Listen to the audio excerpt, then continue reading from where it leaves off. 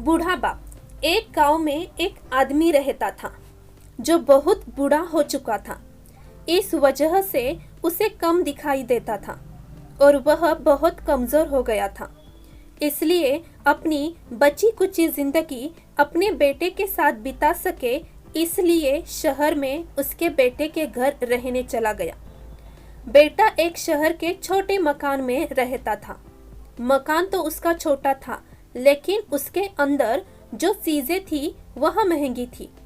उस मकान में बेटा, उसकी पत्नी और उनका एक 7 साल का बच्चा था।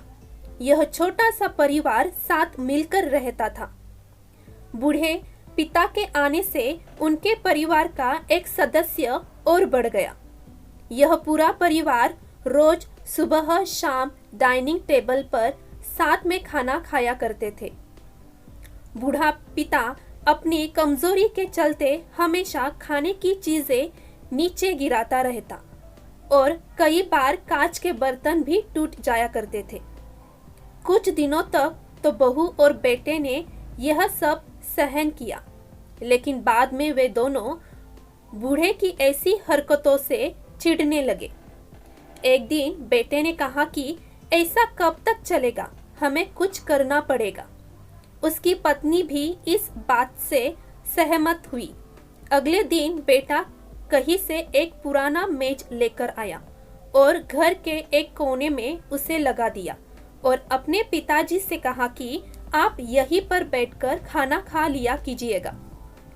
उन्होंने एक लकड़ी का बर्तन भी बनवाया जिसमें वे अपने बूढ़े बाप को खाना देने लगे। अपने कांच के कीमती बर्तन बचाने के लिए अपने बूढ़े बाप को लकड़ी का बर्तन देने में उन्हें जरा भी शर्म नहीं आई।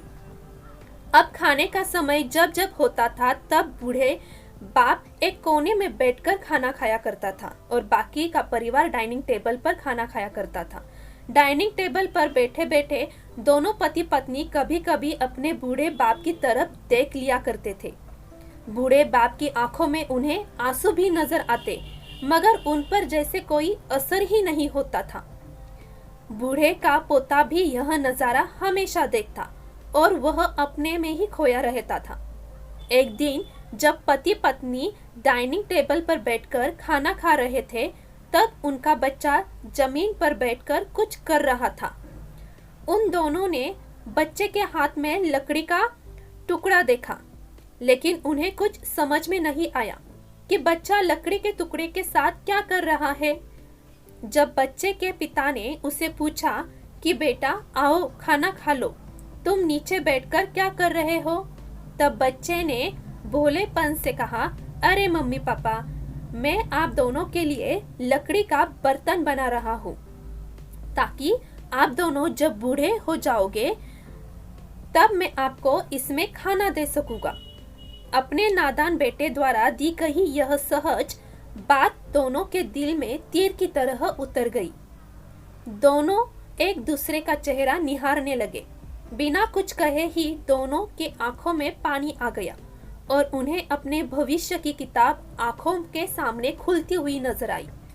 उन्हें समझने में ज्यादा देर नहीं लगी कि अब उन्हें आगे क्या करना पड़ेगा। अगले दिन कमरे के कोने से वह पुराना मेज हट गया और अब बूढ़ा पिता और बाकी का परिवार साथ मिलकर खाना खाया करते थे। बूढ़े की कमजोरी की वजह से हो रही गलतियां भी अब किसी को नहीं चिढ़ाती थी।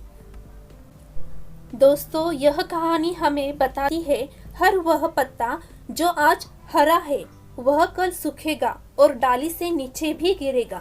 इसलिए हमें अपने बड़े बूढ़ों का हमेशा ख्याल रखना चाहिए और हमें हमारे माता पिता और बुजुर्गों के साथ वैसा ही व्यवहार करना चाहिए जैसा हम चाहते हैं कि हमारे बूढ़े होने के बाद हमारे बच्चे हमारे साथ करें। दोस्तों, आशा करती हूँ कि यह हार्ट टचिंग स्टोरी आपको अच्छी लगी होगी।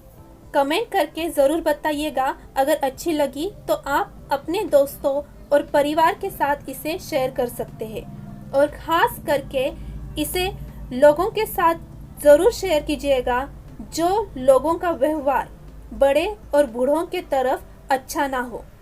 दोस्तों, आप मेरे चैनल पर नए हो तो प्लीज़ अपने इस चैनल को सब्सक्राइब करना मत भूलिएगा। तो चलो फिर से मिलते हैं अगले वीडियो में। धन्यवाद।